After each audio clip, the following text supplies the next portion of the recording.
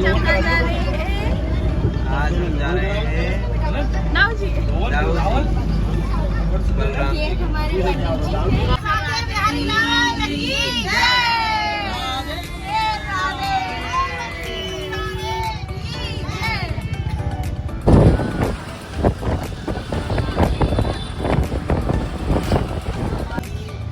यहाँ पीछे बलराम रेवती और लक्ष्मी नारायण जी का मंदिर है उधर के साइड। यहाँ माता का मंदिर है और उसके पीछे कुंड। ये आदिशक्ति योग माया पूरे भारतवर्ष में दर्शन दुर्लभ है। जिनका शेष का दक्षिणावर्त में हाथ से कुंड में साथ में योग माया स्वयं वो प्रकट है, कुंड से प्रकट हुई है। यहाँ अखंड ज्योति का विशेष महात्म्य है। अखंड ज्योति के लिए दान भेंट जरूर भाग्य पंडित जी ने बताया दिया है। इस स्थान का नाम है लोहवन। यहाँ लोहासुर नाम के दैत्य का वध किया था। लोहजंग नाम के ऋषि हैं, उनकी ये तपस्थली है। यह भगवती जो देख रहे हैं भारतवर्ष या ऑल वर्ल्ड में नहीं देखी होगी, क्योंकि इसका सिंह का मुख इधर है। हर जगह भगवती का मुख इधर होता है। दूसरा क्या है कि जो भगवती बैठती है दोनों पैर आगे करके बैठती है।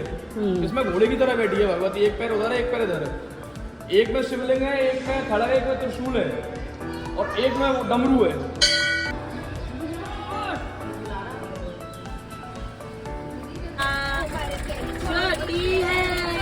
नजर तेरी खोटी है, कैसे कराऊं तेरा प्यार।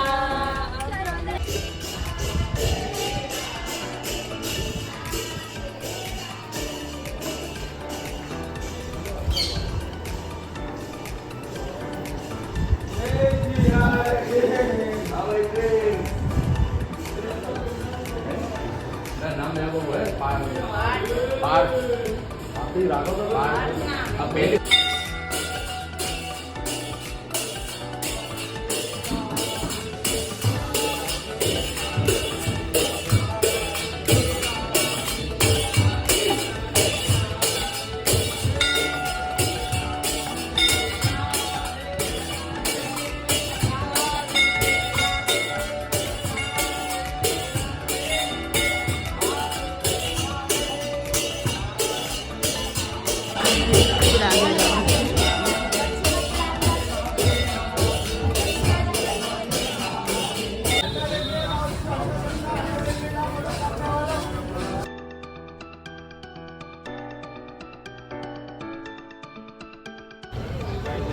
अरे ये क्या है? ये मेरा फुक्कड़ पति है। देखो हर जगह कुछ ना कुछ खाने को ढूंढना चिल्ले रहता है। तो क्या खा रहे हैं आप? मैं पूड़ी और आलू की सब्जी खा रहा हूँ। करारी पूड़ियाँ। अरे वाह, चलिए चलिए प्लेट हो रहा। देखो सबसे पहले हम गए थे लोहवन। उस स्थान का नाम था लोहवन। लोहवन में लोहासुर नाम का दैत्य था, भगवान ने उसको वध किया था। जो आपके मैं कह रहा था ना तेल चढ़ता वो आधा जो शरीर था वो लोहासुर था। अच्छा लोहासुर। लोहजंग नाम के ऋषि थे, उनकी तपस्थली है। जो मूर्ति के आपने दर्शन करे थे वो मूर्ति अद्भुत है, शक्तिपीठ है। वो मूर्ति आपको कहीं नहीं मिलेगी। बगल में ही कृष्ण कुंड था, उसमें से मूर्ति प्रकट है। वो पहले पीपल के नीचे बैठी हुई थी मूर्ति का इतना बड़ा मंदिर बन गया। उसके बाद में हमने किया रावल। रावल जो है राधा रानी का जन्म स्थान है। राधा रानी का मेन जो अवतार हुआ है, राधा रानी को गर्भ से उत्पन्न नहीं है, राधा रानी का अवतार हुआ है। प्रातः काल ब्रह्मवान जी जब यमुना स्नान करने के लिए जाओ करते, तो एक दिन यमुना स्नान करने गए थे तो उन्हें सोने के कमल रत्न जड़ित कमल में और जी आती हुई एक लड़की देखी है। तो वो लड़की थी राधा रानी। हाँ, तो राधा रानी को जब वो लेके आए प्रातः 4 बजे का समय था, भोर का समय था। स्नान करने कितने बजे यमुना में जाते थे। तो ये जो है मेन स्थान वो है। और मेन स्थान जो है वो भगवान कृष्ण का वो है गोकुल। गोकुल क्यों होता है? क्योंकि उन्होंने क्या देखा, भगवान कृष्ण के अवतार होने के बाद में राधा रानी कितनी बड़ी है भगवान कृष्ण से? 11.5 महीने बड़ी। हाँ, 11.5 महीने बड़ी है राधा रानी। जब तक राधा रानी नेत्र नहीं खोले तब तक भगवान कृष्ण के दर्शन नहीं किए सबसे पहले। तो उसके बाद में दर्शन करने भगवान राधा रानी ने भगवान कृष्ण के दर्शन करने के बाद में नेत्र खोले। तो जब भगवान कृष्ण का अवतार हुआ तो उधर से क्या दिख रहा है कि गोकुल में कोई ना कोई मानने के लिए कभी पूतना आ रही है, कभी तृणावर्त आ रहा है, कभी धेनुकासुर अरिष्टासुर सब आ रहे हैं मानने के लिए। तो जब बड़े बड़े राक्षस आते थे तो क्या देखते थे कि उसके आसपास के जो गांव थे वो सारे नष्ट हो जाते थे। हाँ, इतने बड़े बड़े राक्षस आते थे पहले। तो नंद बाबा ने नंदगांव को गोकुल को छोड़ा और नंदगांव बसाया। ब्रह्मवान जी ने रावल को छोड़ के बरसाना बसाया, जो कि जो पर्वत वो बना हुआ है। पर्वत कौन से? हमारे यहाँ आप लोग पूजा करते हो ब्रह्मा विष्णु महेश तीनों की मूर्तियों में, हमारे यहाँ पर्वत में विराजमान है ये सब लोग। पर्वत में कैसे विराजमान है? देखो सबसे पहले हमारा ब्रह्म स्वरूप पर्वत बरसाना, जिसके 4 मुख हैं, एक पे लीलागढ़ है, एक पे दानगढ़ है, एक पे मानगढ़ है, एक पे बिलासगढ़ है। दूसरा शिव स्वरूप पर्वत हमारे नंदगांव, नंदेश्वर पर्वत जिसको हम बोलते हैं, और तीसरा विष्णु स्वरूप पर्वत हमारे यहाँ गोवर्धन। ये 3 स्वरूप हमारे यहाँ है। तो इनको श्राप था कि जो भी राक्षस और जो भी दैत्य इनकी छत्र छाया में आएगा वो जल के भस्म हो जाएगा, पत्थर का बन जाएगा। तो आपने देखा होगा जो भी ठाकुर जी ने उद्धार किया वो आसपास किया, नंदगांव के पास नहीं किया, और नंदगांव में बिल्कुल अंदर एंट्री करने के बाद में किसी का वध नहीं किया, क्योंकि उनको पहले ही श्राप था कि जो भी राक्षस यहाँ आएगा वो जल के भस्म हो जाएगा। ये आपने दाऊ जी का किया। हमारे यहाँ दाऊ जी है ब्रज का राजा। ब्रज का राजा भगवान कृष्ण नहीं है। भगवान कृष्ण कहाँ का राजा है? द्वारका का। ब्रज का राजा दाऊ बाबा, और ब्रज की अधिष्ठात्री देवी है राधा रानी। हमारे यहाँ मथुरा की देवी है खुद स्वयं मथुरा देवी है, राधा रानी नहीं है। मैंने आपको क्या बताई, मथुरा हमारे यहाँ ब्रज में नहीं है, मथुरा किसमें? वैकुंठ में। तो मथुरा ब्रज में क्यों नहीं है? क्योंकि वैकुंठ में यूं है क्योंकि भगवान कृष्ण ने अवतार का लिया, वैकुंठ में लिया है। कल आपने चतुर्भुज रूप में केशव देव का दर्शन किया। वो केशव देव का जो दर्शन था वो जब था जबकि वासुदेव और देवकी को दर्शन कराया था अवतार से पहले।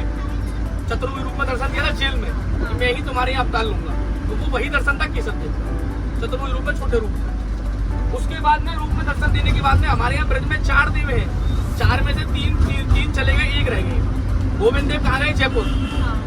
गोविंद देव जयपुर है। दूसरा केशव देव जो आप दर्शन कर रहे हैं ये भी यहाँ से चले गए, ये है कानपुर देहात में। हाँ, तीसरे हमारे यहाँ हरदेव जी भी कानपुर उसमें गए हैं, मेन सिटी में। सब ले गए यहाँ से, यहाँ की प्रतिमा बनी हुई है, और कुछ नहीं पुरानी जो मूर्ति थी, पौराणिक जो थी, जो सब चले गए। तीसरा हमारे यहाँ जो प्रेजेंट में है वो है बलदेव जी। हमारे बलदेव जी, आप लोगों सबका प्रश्न था कि बलदेव जी के बाद में रेवती जी क्यों अलग बैठी हो? केवल रेवती जी एक ही जगह आपको मिलेंगी, गोकुल में पास में, बाकी सब में अलग अलग है। क्यों? क्योंकि रेवती जी क्यों अलग थी? भगवान दाऊ जी के पास में, बलराम जी के पास में 2 चीज थी, एक था हल और एक था मूसल। एक मूसल होता है ना, मूसल जिससे हम वो करते हैं, एक मूसल था उनके पास में। तो रेवती जो थी दाऊ बाबा से कई योजन ऊंची थी, लंबी थी। तो दाऊ बाबा की शादी हुई थी तो रेवती जी बहुत ऊंची थी, तो रेवती जी को छोटा करने के लिए दाऊ बाबा ने उनमें मारा मूसल। तो मूसल जब उनमें मारा है तो रेवती जी अलग अलग छटके नहीं है, अलग खड़ी हो गई है। आपने दर्शन किए वो सामने खड़ी है, लेकिन उनके सम्मुख नहीं है। सम्मुख क्यों नहीं है? क्योंकि दाऊ बाबा क्या थे? दाऊ बाबा भांग पीते थे। आपने जो दर्शन करे थे, एक हाथ उनका हृदय पे था, उसमें रहता है बेला, दाऊ दयाल ब्रज को अलबेला, और भांग पिया भर के बेला। तो दाऊ बाबा थे तो उन्होंने रेवती जी सोची कि ये सुनाओ दूसरा मूसल जी हमें मार दे और मैं और छोटी हो जाऊँ तो बिल्कुल और ठीक नहीं हो जाऊँ। तो रेवती जी अलग बैठी है, इसीलिए केवल हमारे यहाँ गोकुल में जो है मेन जो है उनका ससुराल है रेवती जी।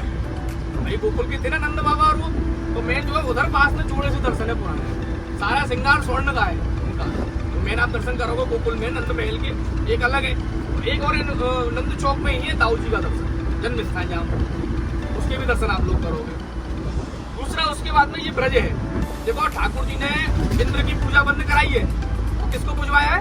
गिरिराज जी को। कि नक पर धर गिरिराज नाम गिरधारी पायो है, और सुरपति पूजन बंद कराए के गिरवर को पूजवायो है। ठाकुर जी ने क्या किया? एक तो पुजाए रहे वो और एक तो खुद पूज रहे। भाई गिरिराज जी कौन है? स्वयं भगवान का स्वरूप है कि ना? एक तो कोई पुजा रहे गिरिराज जी, एक ते पूजत है, एक ते रहे पुजाए, और सहस्त्र पुजाए पिलाए के मांग मांग के खाए। तो ठाकुर जी मांग मांग के खाए हो ब्रज में। भाई पहले क्या होता था? आप लोग जो कहते हो 56 भोग लगता है, 56 भोग का नाम सुना है? तो 56 ही क्यों लगते हैं? 57 क्यों नहीं लगते? 55 क्यों नहीं लगते? मेरे को पता है। भगवान है ना 8 पहर खाना खाते थे और 7 दिन तक उन्होंने गोवर्धन पर्वत को उठा के रखा था, तो 8 7 56, इस वजह से 56 भोग लगा जाता है। ये सबकी है, लेकिन ये भ्रांति है, ये नहीं है इसका। अच्छा, ये नहीं है, ये सब लोग यही कहते हैं। मैं भी कहने वाला था, मैं बोल दिया 8 + 7 56, क्योंकि बल्लभपुर में होती है 8 जातियां। इसका मुख्य रीजन क्या है? 27 गोप थे। जब ठाकुर जी ने उसका इंद्र का क्या काम क्या था कि सबरे ब्रजवासी मिला मिलू के सबरे लेके जाते थे, अलग अलग भोग लेके जाते थे, और इंद्र का धारण कराते थे नहीं कराते थे, उसका पूजन करते थे। लेकिन उन्होंने क्या करी? भगवान कृष्ण ने उसका पूजन बंद कराया है। मैंने कहते हैं नकवर राज नाम गिरधारी पायो है, और सुरपति पूजन बंद करा के गिरवर को पूजवायो है। 27 गोप थे, 27 उपगोप थे।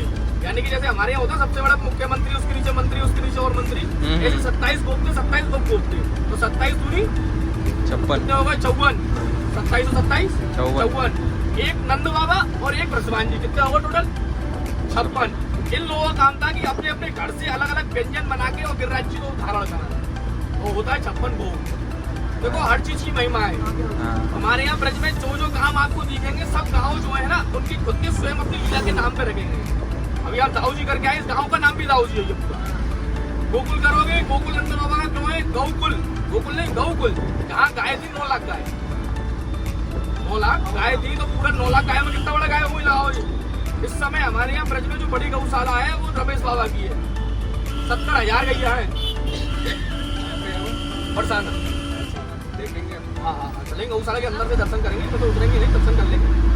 तो ये हमारे यहाँ ब्रज में अद्भुत चीजें हैं, आप दर्शन कर रहे हो, ये अलौकिक दर्शन है।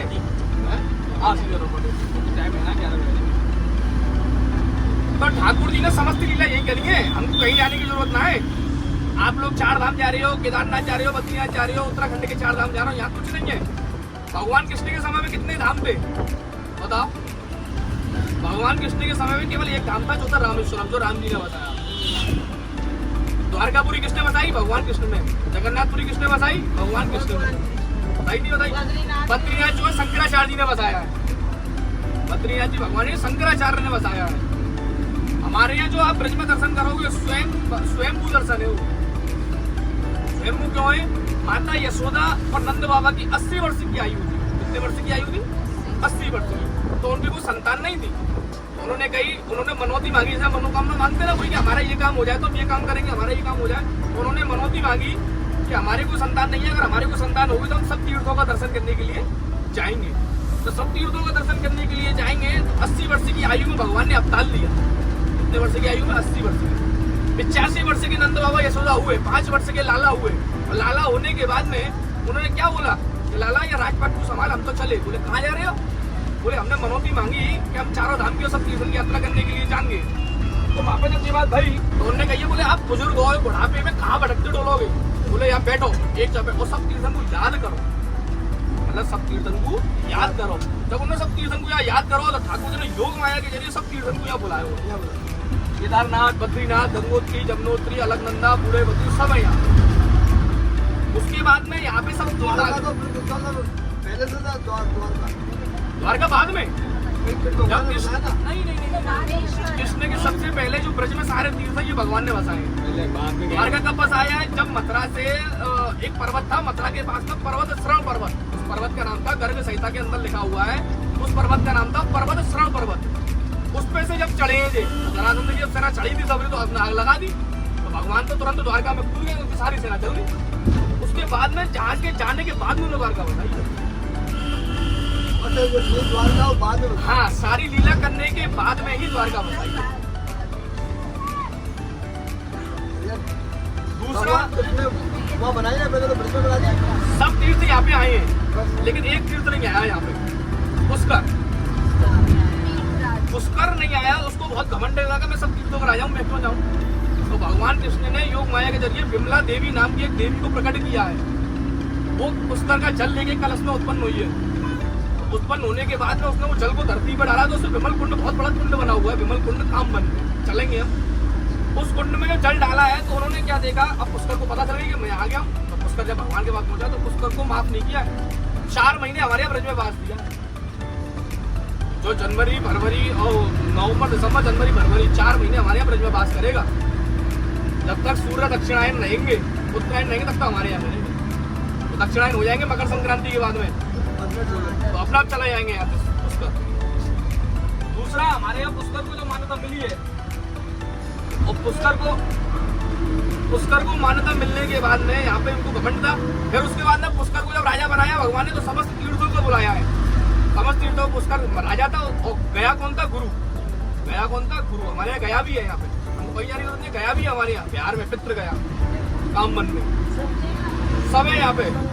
दूसरा, जब उनका ये चीज हुआ, आह्वान हुआ, तो उनका होने के बाद में तो उन्होंने राजा गई, तो सबरी उन्होंने सब तीर्थ बुलाए राजा ने, पुष्कर ने, लेकिन मथुरा नहीं आई। तो मथुरा नहीं आई तो भाई गुस्सा आई पुष्कर है, बोले मथुरा क्यों नहीं? उन्होंने मथुरा में चढ़ाई कर दी। फिर भगवान प्रकट हो गए बीच में से, बोले राजा जी क्या कर रहा है? बोले महाराज आपने मुझे सब तीर्थों का राजा बुलाया, राजा बनाया, तो मैंने मीटिंग बुलाई, सभा बुलाई, सब तीर्थ आ गए लेकिन मथुरा नहीं आई। बोले राजा सुन, मैंने तो उसको सब तीर्थों का राजा बनाया है, मैंने अपने घर का राजा नहीं बनाया तेरे को।